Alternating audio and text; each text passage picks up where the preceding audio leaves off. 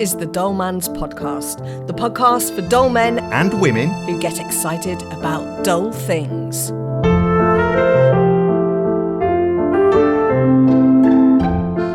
Hello, my name is Dave Harris, and I'm the producer and one of the presenters of this show. You are. It's true. Apparently. Well, who are you? I'm Sarah Steele. I don't know why I'm here, really, but I'm a writer and musician. And you I don't know why I'm here. Yeah. you sort of keep turning up, don't I keep you? turning up. She somehow finds out when we're doing the recording. So I'm not meant to be in this at all, but they can't move me. You're in exile. You're like Napoleon. You've been exiled to this. I have, to this the Isle podcast. of Dullia. and who's the bloke on the end there? I am Demetrius Deech. I'm a comedian. Apparently. And I get very excited over dull things. So shall I tell you what's coming up in today's show? Would you like to know? Oh, yes, please. Because I believe that, Sarah, you're going to be talking about Christmas, but Christmas in the summer. Yeah, Christmas when it's not Christmas. Yeah, that's quite annoying, isn't it? Premature Christmas. Yeah, exactly. Oh, he's had a premature Christmas. And Deech, what are you talking about? Bleeping. Bleeping? Bleeping. Well, that doesn't mean much to me. What do you mean by bleeping? The history of the censorship bleep, which has even creeped into this very podcast, Dave. Well, because of you, yeah. You've been bleeping me out. You and your potty mouth. Yeah, you bastard. You had to buy a bleep machine. Am I going to have to bleep that out now? We'll see. I don't know what will and won't get bleeped out. I'm not sure where the line is, to be honest. Where is the line? It's confusing. Is there a list of words in the red zone? Well, and the we'll green find zone out when Deech does his thing. I mean, don't spoil it, Sarah. That may be all he's got to talk about. I've done it now. And I'm gonna talk about a recent thing I went to. I was invited to go to the VIP day of a high-end HiFi exhibition. You're not a VIP. I'm not a VIP. It's You're true. not even an IP. You're just about a P. I think I'm a P. Yeah, What yeah. the I stands for, very insolent. But listen. very If you get invited indolent. to a VIP day, you've got to show off about it. You too.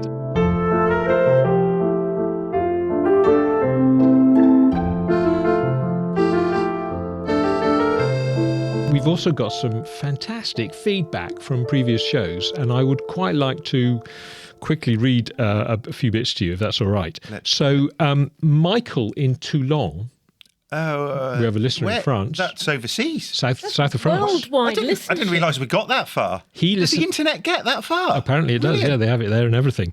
Anyway, Michael, he listened to episode 6. I think he's listened to other episodes as well, but he certainly listened to episode 6. And he wanted to take issue with your discussion about 3-pin plugs. Oh, okay. Shall I read you what he says? Yes. I mean, first of all, let's get the compliments out of the way. He says, great show, love the humour and the preparation that goes into it. I like him So already. well done for that. Mm-hmm. But then he says he'd like to waste a bit of our time on some more trivia, and he wants to vehemently disagree, not just disagree, but vehemently disagree with our praise of the UK 3-pin plug. Oh. He says he has come across worse systems, but the UK approach to electricity safety, he thinks, borders on paranoia. What is it with the oversized plugs with a fuse and on-off switches on the wall, no power outlets in bathrooms? No. Michael goes on to say he thinks the UK 3-pin plug is over-engineered, bulky, large to accommodate the pins and the fuse, and compared to the Euro plug, which is sort of flat, non-wireable, 2-pole, round-pin domestic AC power plug, he thinks is far superior because it's much easier. He says if he were ever to equip a kitchen, he'd use Swiss-style power outlets and plugs because he thinks they're the best. Part of the thinking is nowadays with all the consumer units and fuse boards that you have in a house, that the fuse wouldn't blow on the plug, and that's why our listener was saying it's paranoia because it's belt and braces. Yeah. Well, so maybe he's got a point. Anyway, more feedback in the next episode, but I thought that was worth bringing up because I know you're very passionate about 3-pin plugs. Yeah, I am. And it's kept that conversation going just a bit longer than anybody wants.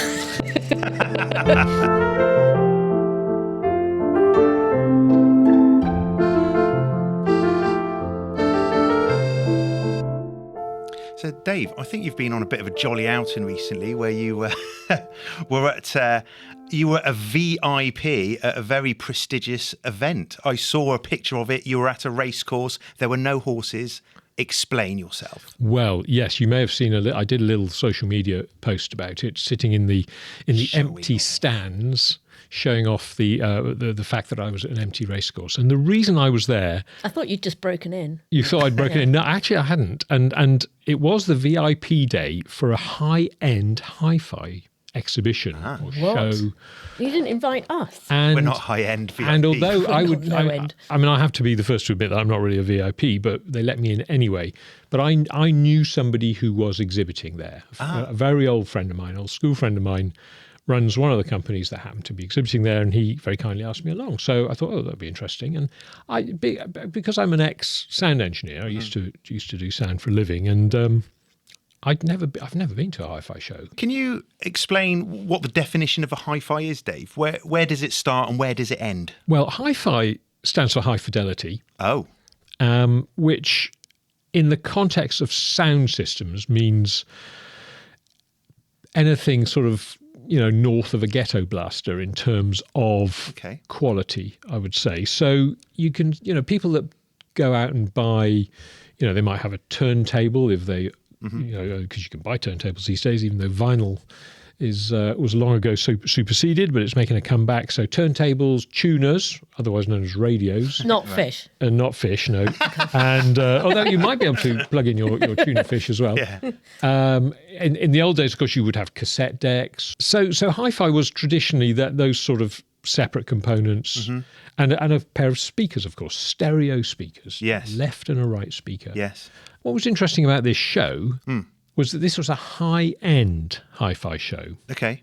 And so there was nothing there that I would ever consider buying, simply because it was so far outside my price range. Who's buying this stuff? Yeah, let's talk about Well, somebody's buying it. Who were the punters? Come on. So let me give you an example. Yeah. There was a nice little room where they had lots of headphones set up, so you could try, because headphones are considered part of the kit for a hi-fi enthusiast, a good pair of headphones. And as a sound engineer, I have a decent pair of headphones, which I'm supposed to be wearing. The point I was going to make was that they had all these headphones there, and they were all connected up to music and amplifiers and things like that. So you could go onto there's a little iPad there, and you could choose your music and you could listen to it. So I did. I was listening to it, and I thought, very nice, sound good. And then I looked at the price tag for these headphones. Oh, here we go. £2,000. Whoa. And that was the cheapest pair there, £2,000. And I thought, well, my headphones, which I consider professional headphones, cost me about 350 quid, which I thought was a lot of money. That's a lot of money to spend on headphones. It is a lot of money, but it's your job. And £2,000. £2,000 For the cheapest. So what were the most expensive? Well, there were headphones there that were north. One each. They were north of 3K and all that sort of thing. So it was extraordinary. And Bit of Bang & Olufsen, is it? Were they? No, Bang & Olufsen weren't there. Bang & Olufsen are considered, They're a bit high street. lo-fi by these No way, guys. really? Oh yeah, this stuff you won't have heard of any of these guys. I mean, they're all really, and you'd see I saw a turntable there which looked lovely because it was a sort of transparent turntable which changed colour. It was sort of lit with LEDs. That's a bit Essex, isn't it? It is. Footballer's wife. I thought I've got to say that's got very little to do with fidelity. But lot to do with high. A lot of absolutely. Getting high. But things like that, those would be $5-6 grand. There was a pair of speakers which were north of £200,000. Just a pair of speakers. I mean, they were enormous. But so what sort of size? I'd want to be able to live in one for that price. They were 6 feet tall and probably 2 feet across the front, and then they went back about 4 feet, I would say. And that's to listen to music, or would you have those in a concert? No, it's to listen to music. Those are designed to go into. So they would be in a home person's system. house. Yeah. And the speakers to buy the pair were £200,000. More than that, I think. Yeah. Is it £200,000 per speaker? No, I think you do get the pair, but I can't remember the exact For the price of That is insane. Yeah, and there were, and there were all sorts of stuff like that, and then the bit that really, I don't know, it sort of got me going when the. I wouldn't like to have seen that. When you say got you going, was angry or sexual? Exasperated. Oh, right, okay. Because it turns out that you can now buy specialist mains cables as well. So you know how you plug in a thing. It looks a bit like a kettle lead into the back but of they call them kettle leads, don't they? They do, although they're slightly different. The kettle has a cutout in it, and the normal ones don't. But they look the same. Yeah. And anyway, those cables with that little IEC or whatever it is on one end, and an ordinary 13 amp mains plug on the other end, you can pay hundreds and hundreds of pounds just for that element of it. And what's the difference then? What are you getting? What bang well, are you getting for your buck? I'm going to read you. This is what it taking said the piss? on the poster. Okay, for one of these. Yeah. It says it has tuned nanocarbon screens. Of course. I thought you'd appreciate that. Yeah. It has a unique MagX magnetic shielding, each conductor individually cosseted within a complex strata of layers, and the sonic results are simply breathtaking. Right, okay. It removes air from your lungs. That's how good this kettle lead is. I mean, I saw that. Can I say, just given that the opening line of the programme, which you gave me, is "We can all dream." Yes, well, I think the people beginning of the introduction. I think the people that wrote that marketing copy were dreaming, because honestly, that is absurd. The trouble is with this world is there's a lot of Emperor's New Clothes going on. Yeah, I think. I mean, people will probably be very upset that I say that. If you're into this stuff and you're into this really high end stuff, but I think there is. I think there's a lot of, nobody dares to say, well, actually, that doesn't make any difference. Yeah, because then you don't know. Yeah, exactly, because you haven't got the golden ears. I think you're right, and there is a market out there for people with more money than sense, or more money than care. That's what it kind of feels like. Yeah. So it was an extraordinary event, and I enjoyed being there. I mean, it was fun. I met lots of very nice people. Actually, I mean, they're all without exception really nice people that I talked to. But the stuff is so expensive, and and admittedly, the people I was meeting were the people selling it, not the people buying it. Yeah, and were the people, and you saw the people there buying it. You saw these VIPs. I didn't see anybody hand over cash or a check. No. But did they look like? I think the VIP day that I was at was mostly journalists. I mean, I think if you're selling stuff that expensive, you're probably offering massive installation services as well. Yeah. So you're not just saying, come and buy these speakers for £200,000. Yeah, they're not going in the back boot of your Astra, are they? No, they're not. The person who pays for that is probably building a new house. Or having a house converted. Basement for listening. Yeah, well, it's probably like a cinema room or something, maybe. And they're interestingly, there was no sign of cinema sound there. It's like almost like cinema sound was sort of considered slightly, not quite the real deal. That. Yeah. Okay. This is just about purist hi-fi stereo recordings, And I did hear some beautiful recordings on some very impressive speakers, but it's just a world that most of us will never have anything to do with. I want to listen to this podcast on those £200,000 speakers and just to see how fantastic we are on that. Completely different ball game. You need to go to one of those shops, pretend to be a punter, and say, I need something really good to listen to. How about this? Well, you used to get proper hi-fi shops, didn't you? And there might be a few around, but my first mobile phone that I bought was from a hi-fi shop. That was the Crossover.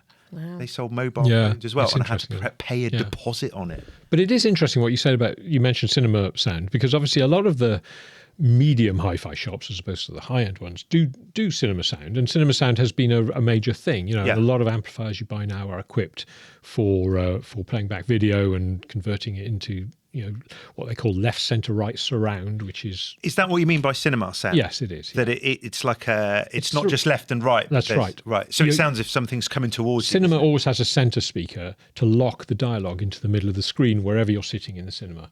I didn't know that. Yeah. There's also centre speakers. Now we're talking, Dol. This is what it's all about. It took a while to get going, but now we're here. You sit there and you hear the car coming from the left, and then it's in your right ear. It's amazing, isn't But it? the dialogue is always locked into the centre, and that's and so you have stereo surround these days, and sometimes multi-channel surround as well. And like my dialogue, which is locked up your ass. I got to do a lot of beeping in this episode. You're going to have to buy the machine, the beep. Did they have a beep machine? I didn't see one, no. They did have a vinyl cleaning machine, though. I think a special machine Wasn't to that clean just your sleeve? Oh dear, you could cause havoc on this show, Sarah. You'd upset them so much. I do not Comments think like it. that. Wasn't it velvet? A bit like a velvet pad you had to it keep. looks like a turntable. It looked like a proper. I thought when I first looked at it, it was a turntable. But then Yeah. I noticed that the arm that you put onto the vinyl Yeah. didn't have a needle on the end. It had a little pad. Okay. But it wasn't just you didn't just put that on the vinyl. No, there was a tube, 2 tubes actually, coming out of a jar, which looked a bit low tech, I have to say. And it sucked water up from this jar into the somehow into the thing and cleaned the Onto the records. onto the record, cleaned the record, and then sucked the dirty water back out of another tube. Okay. And deposited it in a jar. And so, That would be useful. well, yeah. Would it? Oh, yeah, it would because records do get dirty, don't they? They get dust and the Yeah, dust but as you affects them, say, and then they break the needles. But as you Yeah, say, but it's there gotta are be a cheaper there are versions. There is a thing you can just wipe the disc with if you know what you're doing. Anyway, there you go. I'm sort of digressing slightly, but there was a lot of extraordinary stuff there, and all of it cost an absolute fortune. So how much did you buy?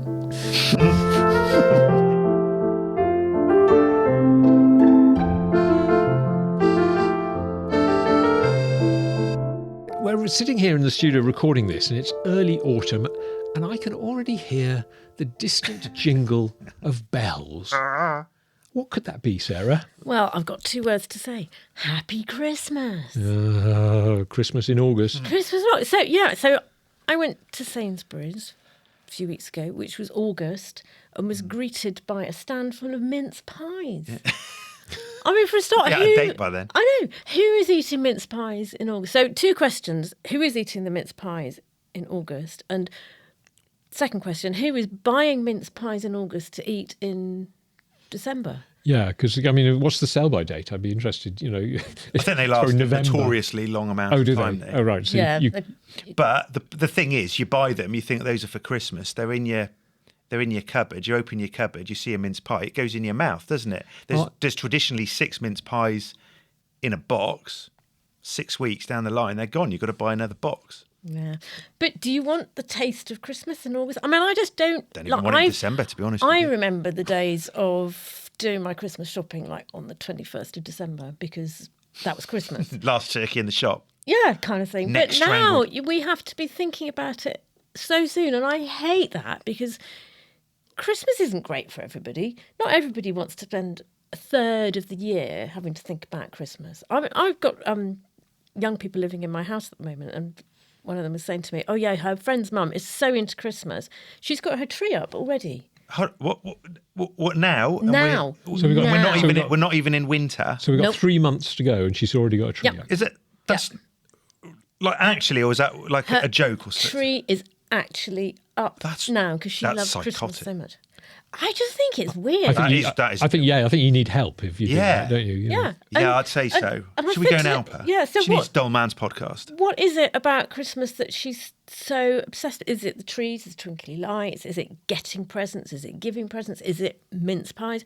I don't know. Why would you want to spread that anything you like. over You want it. September, You want it at the right October, time. November, 4 months? I had the same experience. So I was in Sainsbury's and it was the 30th of August. So it was a bit of time ago.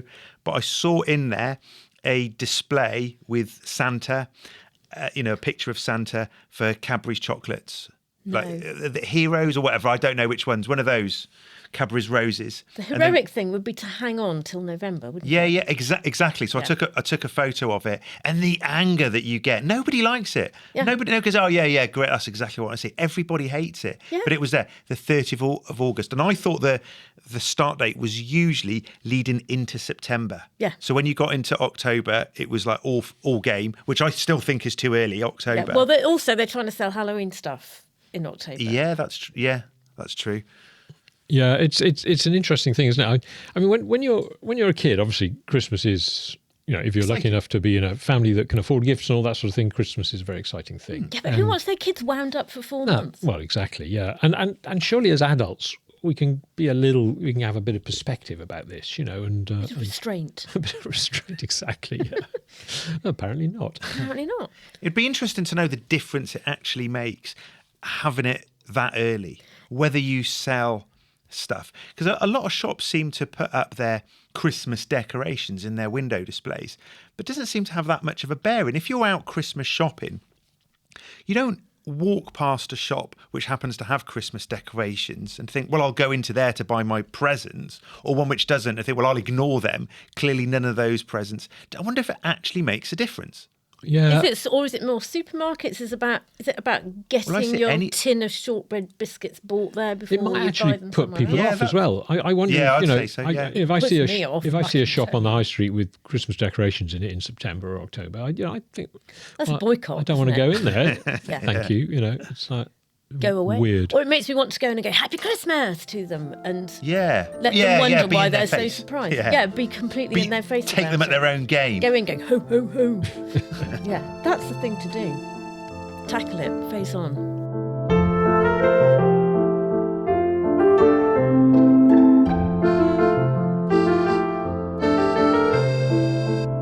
So, Deech, you're going to talk to us, hopefully without interruption, about a subject that we've already had to deal with on this podcast in the past, due to you, I might say. I get bleeped out. Yep.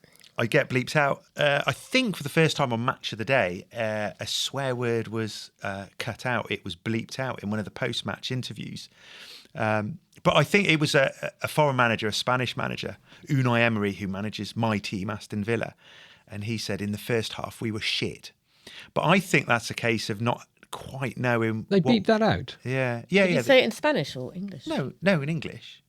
In English. Probably with a Spanish accent, though. It was a very heavy Spanish accent. So I don't know how it sounded. Maybe it sounded. And they beeped that out. They beeped out the So word obviously shit. it wasn't a live post-match interview then, because obviously you can't. You'd have to anticipate. No. Match of the Day is on Yeah. at the Match of the Day is on at the end of the Oh, day. sorry. Yeah, Yes. You can tell I'm a big football fan, can't you? Yeah. Match of the what? Yeah. But I think that's because some swear words are not necessarily lost in translation, but when you learn in a new language, you might learn a mild swear word, but not realise that actually there are sort of borders to I'm where very surprised they would bleep that out. Firstly, because it's not a very strong swear word, and secondly, because, like you say, Match of the Day is a late night show. Yeah, it's watched by kids though. When was it? Because though? it's on. What year? What year? It was a couple of days ago. It was okay. 2024. Oh, I thought you were waiting the first time. No, 2024. But also, it's repeated in the mornings, and you can watch it on iPlayer, and children are going to watch that. Yeah, I don't think I would want my daughter being exposed to that word. She lives with you, for Christ's sake. I don't swear at home. I only swear for artistic purposes. Let me give you a bit of the history of bleeping and censorship and all of that. May I read? So, while the First Amendment in America protects political speech, it does not protect profanity. And in 1964, the Supreme Court gave the Federal Communications Commission the authority to police language in broadcasting.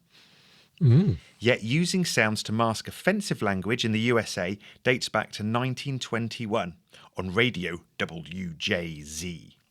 And this was when actress Olga Petrova, who was famous for her outspoken advocacy of feminism and birth control, and station managers were worried that she might violate the 1873 Communications Act, and that prohibited the distribution of obscene materials, which included giving information about contraception. Can I just take you back a sec? But do you know the W and the K?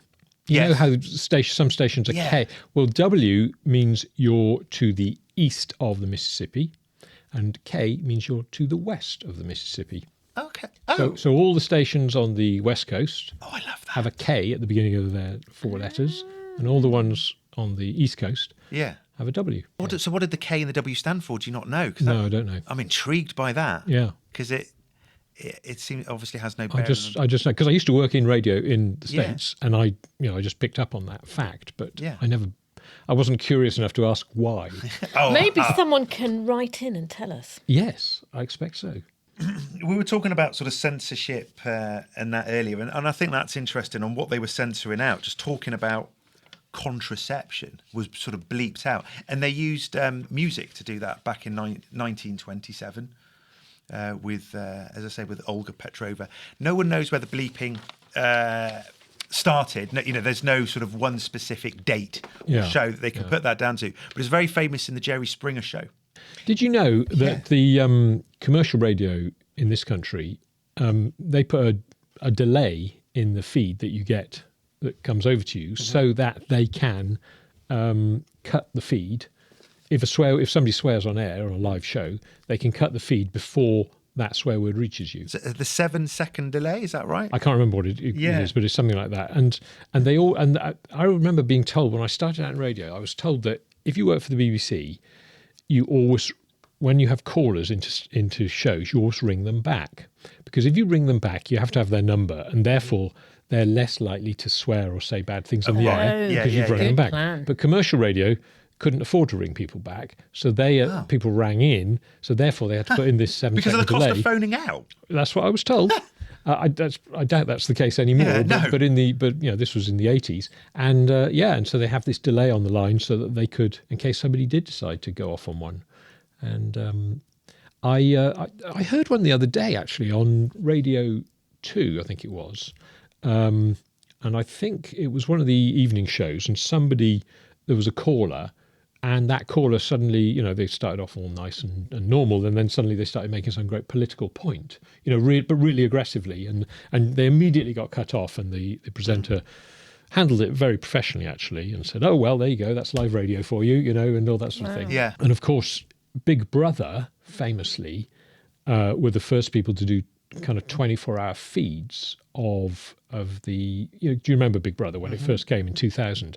One of their things was you could watch the Big Brother house at any time you liked on their website, 24 hours a day. Yeah. And it was really interesting there because you'd be watching them if you were boring like me and you went and had a look at the feed, and they'd be having a conversation, and suddenly you'd hear birdsong. And you couldn't hear them, and you just hear birdsong. And that was what that was, that somebody had sworn and they'd cut the feed. And you get the birdsong for 10 seconds or whatever, and then when they feel it's safe, they go back to the live feed. Right. And that had I do remember delay that. in it. I do remember the bird song now. Yeah. So Some poor devil had to sit up all night listening out for swear words. Yeah, I suppose so, yeah. Well, and so when you were in that world of radio broadcasting, was that something you were involved with, where you'd have to sort of bleep out a word? No, who would be responsible for that? Would that be the presenter? Well, it would be the producer. No, it'd be the producer. But I never remember doing that because, I mean... Were you on the more highbrow I was stuff? going to say, I was at Radio 4. Radio 4. Goodness sake, Yeah.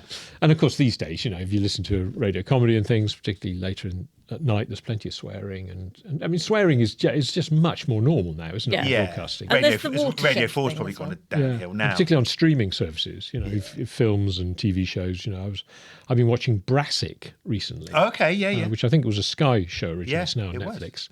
and that is just full of swearing. I mean, it's you can't watch more than a few seconds, and every swear word. Not just. Oh, okay. And, it's all. C-bomb. It's the word. It's the C-bomb. It's there. But there's no watershed, I suppose, with No, streaming, is no, there? exactly, and that's true. You can have a sort of parental lock, can't you, on your streaming service, and Yeah. to stop your young children watching it. But it's interesting though. The times have changed. When I was looking into this, I got into a bit of a rabbit warren of sort of swear words and what gets beeped out, and the C word was sort of mentioned as when you click on something, and this is the Wikipedia description of the C word. It is a vulgar word for the vulva in its primary sense, but it is used in a variety of ways, including as a term of disparagement or obscene term for an unpleasant or objectionable person, regardless of gender. The term can be used as an adjective or a verb. In Australia and New Zealand... A verb? As a verb. What? Yeah. I don't know. Stop around. I don't know. Conjugate the verb. Yeah, that's right. I kind of take it... You they They did. I am. Well, you can be can't you? Then we get into the different... Did you perfect. know? But it's a naval term as well. There's a thing like called... a stomach, There's a button buttock thing. and a splice. Was that a knot? yeah. Oh, I love knots. So it's So it was a naval term a long time And the ago. knots look like a vulva. No. I kind of take exception as a woman because What, that it was used by the Navy? Yeah. Well, that it's used as That it's a used really at all. bad word. My- And Well, listen, in I Australia... think women need to reclaim it. yes, bring... Well, Half the world's got one, let's face some it. do. Well, yeah, more than... I know quite a few women who are happy to use that word. Yeah. Well, listen, in Australia and New Zealand, it can also be a neutral or positive term or positive qualifier. Good. Hey, he's quite a good that bloke. Oh, she's a great... No, that doesn't...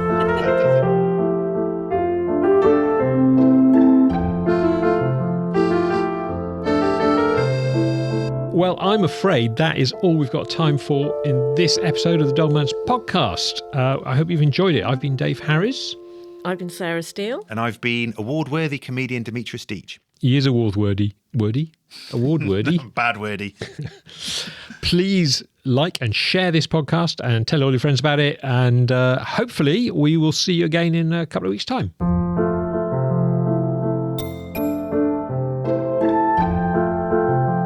In the next episode of the Dollman's podcast, you can hear Sarah talking about why she doesn't like the rain and hates getting wet. Deech is talking about Charles Dickens and all things Victorian, and I will be looking at the remote control and its strange history. Don't forget to subscribe to the Dollman's podcast.